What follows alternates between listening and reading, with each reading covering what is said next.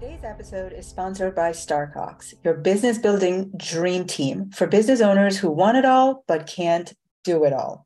Whatever is taking time away from your zone of genius in your business, let Starcox handle that.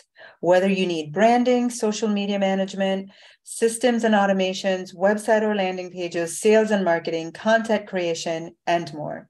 Sherry and Jesse and their team of experts are your one-stop solution to implement the projects that have been keeping you stuck while you focus only on your favorite parts of your business. Get unstuck today and scale your business with the Starcox Dream Team. Hello, goddesses, and welcome to another episode of Permission to be Wealthy.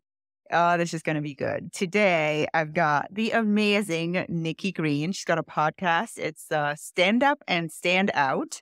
Nikki is a life and business resiliency expert. We're going to talk about that. How does resiliency play into achieving our definition of wealth? She has been in the international business industry for over 20 years. You do not look old enough to have done that. Four-time published author. And here is what got me. 7 marathons and dozens of triathlons across 3 continents. She's dedicated her life to assisting others reduce their fear and go after their dreams. I love that. She's got a passion for empowering young people to reach their fullest potential. So, Nikki, I want to start right there. Oh, wow. That's a big intro. I didn't even know. Did I write all that? You did. Did I do all that? Did you do all that? It's really the question. So you have a passion for empowering young children to recognize that they can have anything that they desire in their lives. How does that make you feel wealthy? It's such an important part of my life. So I grew up from a single mom and living off of welfare, and we didn't have much. Over the course of a very short amount of time, I ended up with 6 parents. I moved around a lot. And so my life was filled with constant change. And the reason I am as successful today as I am is because people helped. People connected together as a community. All these parents, despite finding new partners, came together to parent us in a collective way. And so I knew as I got older, I wanted to continue that journey, whether it was through, being on nonprofits and volunteering or through my actual business, is just making sure that we continue to keep that community spirit going, whether they're your kids or someone else's, and keep the next generation alive. I think that's so important. I say all the time that we're all, especially when it comes around to Mother's Day, and it's like, oh, if you're a mom, like we're all moms. Yeah. Right. Like we are all making an impact on someone else's life. And whether they're an adult or a child, we're all a mother to them. Right. So I love that. So tell us a little bit more, like doing that. How do you define wealth, and how does doing that make you feel wealthy? Yeah. One of the first boards I served on is for Girls on the Run back home on the West Coast. And, most people think, oh, it's about running, but it's about more. It's really about giving back. And most of these are elementary school girls. Okay. And so I did both. I was coaching and I was on the board. And the things I got back from these little girls was like more than I ever expected. And, I'm thinking, oh, I'm so cool. I'm going to go hang out and like teach them all these lessons and wisdom. Yeah. And instead, I got back these really just amazing nuggets of just their own wisdom and just really being kind to each other and really rethinking, like, are we this kind to ourselves as adults as we work together? Can we pause? Can we pause? One of the things that happens when I bring guests on for this podcast is everyone adds a like little juicy nugget to how we define wealth. And I think you just gave us another little bit. Are we this good, kind, loving to ourselves? Yeah. And if we're really talking about being wealthy, like the first aspect of wealth is looking in the mirror and going, I love you. Right? That like, if you have that, you're already like well on the way, halfway or more to truly being wealthy. Absolutely. Yeah. The more we care for ourselves and we're really doing the right things and you're spending your energy in good ways every day, then you wake up refreshed, you're ready to go. And that's wealth. Like all the money in the world, yeah, we got to pay bills, we got to eat, that we need the roof over the head. Yeah. But after you get past that, all the material things just don't give you that same kind of satisfaction. And so for me, the wealth has always been friends, family, giving back, and just being a part of a community. I love it. And because we are champions for the financial aspect of wealth, and we also love what money and wealth allows us to do. Like, it gives us the opportunity to enjoy our families more, right? And our Absolutely. friends more, and to be generous to them. So I love that. All right. So here is the big one. Uh-oh, drum roll. So I read your bio and, like stopped for a second at 7 marathon. And I thought to myself, holy moly, I just ran a 5K. And I'm like well into my 40s. But the thing that really got me when I read that was, for a long time, I would, see other women running or hear about running groups, be invited to a lot of them and be like, yeah, no, I'm not that girl. I'm not a runner. No. Thank you though. But no, I don't do that. And really, I recognized after doing the 5K that my biggest thing was I felt like that was a thing it was just that I didn't know how to do it. Mm-hmm. And I created this entire story around, I'm not that. I can't do that. Mm-hmm. I don't have the endurance for running. And it was just like all these, I can't, all this like really big story for myself about why I'm not the person to run. Mm-hmm. So I read that you've done 7 marathons and I'm like, okay, I want to ask this woman, the woman who does 7 marathons, like all these countries, done triathlons. Has there ever been a moment in your life where there was something you were like, oh yeah, no, never. Never. Like, I'm never going to do that. You did it. And what did you learn from going through it and the lessons coming out of it? Yeah. Well, even running itself, I never thought I'd run. I come from a very sporty family and we do a lot of activities and stuff together. My mom was a collegiate gymnast. So from the very first steps I was taking, I was tumbling in the gymnastics room. Oh, wow. But in college and high school, I played volleyball. I coached volleyball for a while. And some of my friends after volleyball season would go do soccer. And they were like, oh, you should come do it with us. I was like, that is too much running. We're not doing that. And then springtime came and the track season opened up. And they were like, hey, come run track. And I was like, I don't know about that. I did join the track team, but I did pole vaulting. So there was a very minimal amount of running. And so, I had this whole time of doing exactly that same thing. I was like, I run, but only for other things, right? Like, I don't run just to run. Yeah. And so, same thing, I had this. And then as I got into my career in Silicon Valley, a lot of other people were running. Yeah. And I was so stressed all the time and I was working so hard and there was so much going on. And you're just on your computer doing your little T-Rex movement. Yeah. Oh, I know. T-Rex. I never heard about it like that. Yeah. And so it became a way of camaraderie for me. Yeah. I began running with other people, not in the aspirations of like running a marathon and getting out. Yeah. Of just getting some peace and quiet for myself. Yeah. Of having time back in nature, out of the office, off of the laptop, and laughing and getting to know people that would become lifetime friends. And so that for me was my running journey originally. Yeah. And then one of my mentors, he was like a big Ironman guy and he was like, oh, you should run marathons, do all this stuff. And I was like, okay, that sounds great. Like the career stuff wasn't enough. Yeah. All of us in those kind of type A birds. So maybe that's required. Exactly. Type A personnel. But so I write in my new book, Chameleon Mindset, about my first half marathon where I cried the day before. Oh, wow. Because I couldn't tie my shoe. Like I could not figure out how to tie my shoe. And I was like, you're working in Silicon Valley. Like you are like smart at the top of your game. But yeah, I had an absolute breakdown. So these journeys are not linear. It's not like, oh, I decided to run a marathon and everything went perfectly. Yeah. I still had those stages every step of the way. And really basic things like being able to tie my shoe just didn't work out. Oh, that's I ran the half. I ran the full. I swore I was never going to do another. And then 6 more later. Oh, my gosh.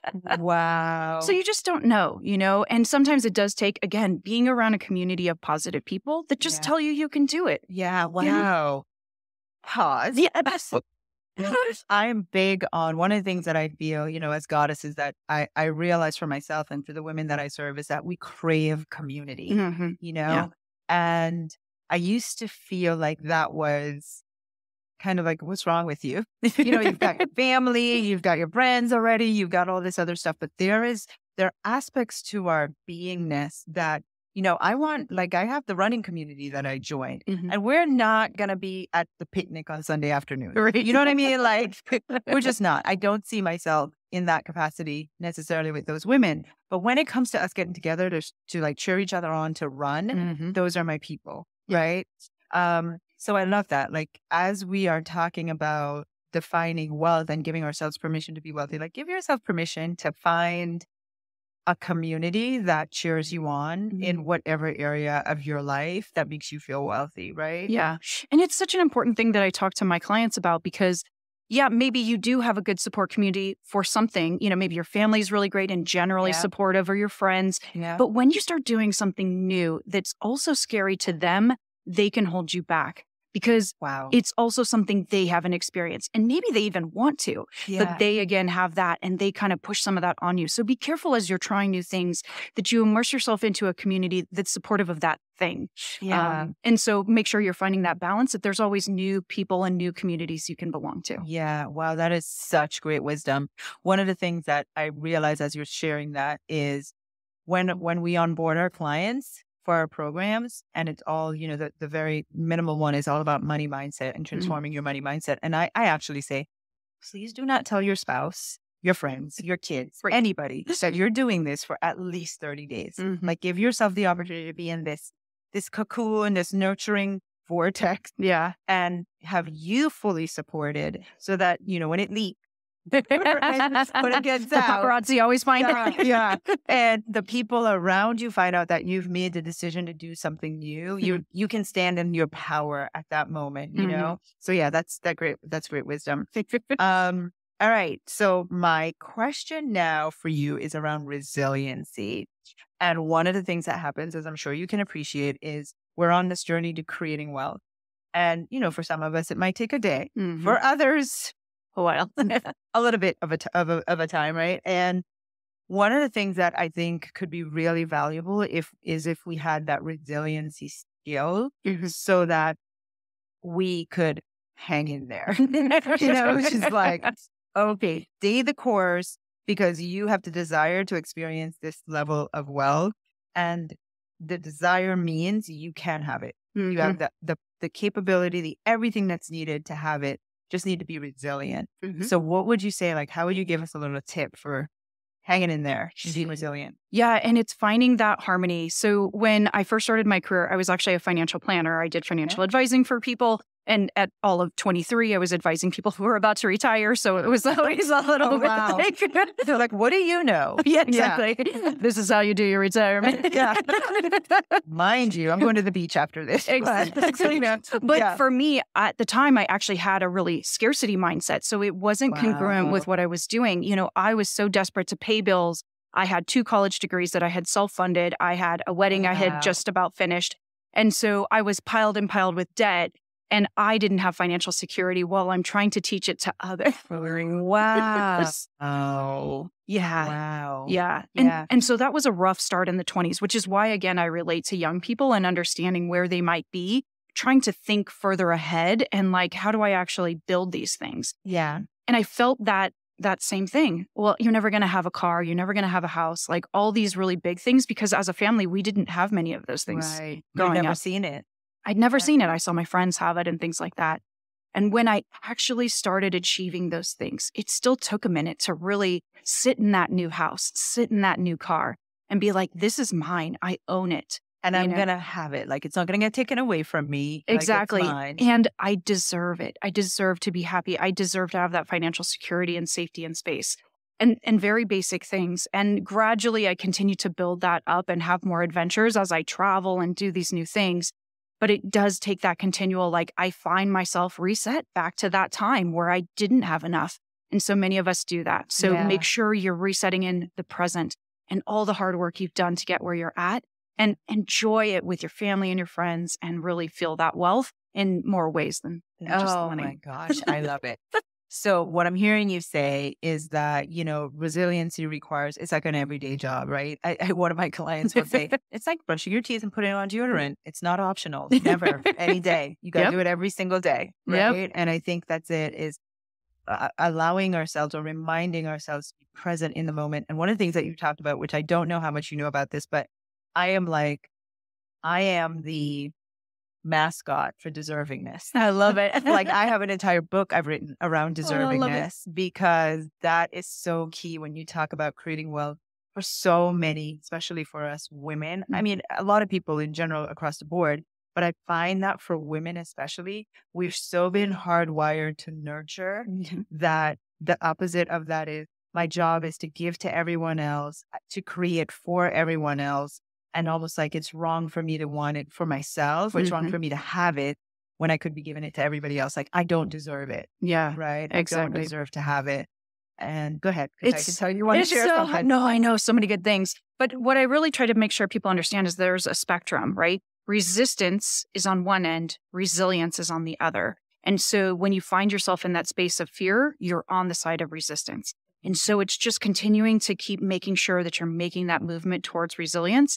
And it's going to be different for different things. But you will find yourself in a reset where you got to be like, oh, nope, I slipped back on the spectrum. Let me get back towards where I need to be. Yeah, So. I love that resistance and resilience. One of the things that I say all the time is people are, how do you get over the resistance? I'm like, action. Yeah. Just keep moving, right? But I love what you added to that is, okay, so just keep moving. But what am I moving towards? I'm just moving back to the other side of the spectrum, right? And out of the resistance. Yes. I love that. Great visual. All right. So I have enjoyed our time together.